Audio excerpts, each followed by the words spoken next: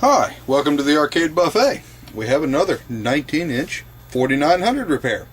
This is chassis number 3 for COW. Not too hard to repair on this one. Put a cap kit on it, did a reflow, as all 4900s need a lot of reflow, and was blown a fuse. Not sure exactly why the fuse was blown, but it was. So I put a new fuse holder and a new fuse in. So fired it up, adjusted everything to this tube, and all works as it should. Now there's one difference between this chassis, this 4900 versus the newer 4900s.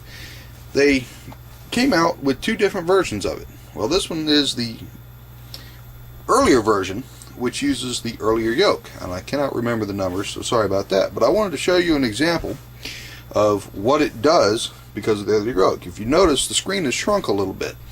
Well, that's because it tears on this yoke if it's not adjusted down like to that size.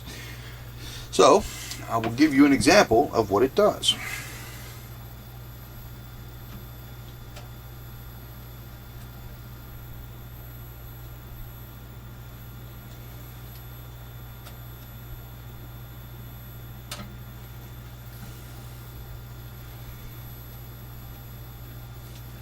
Alright, so you can shrink it, but when you get it too big, see how it tears the image.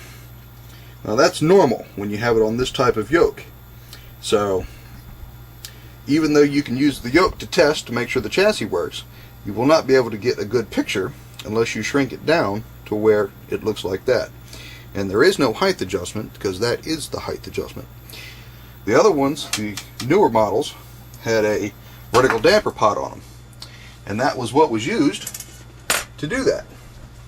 So, as you can see, I hit the power when I was behind it, but it works as it should. So hold on a second, let me see if I can get it back on.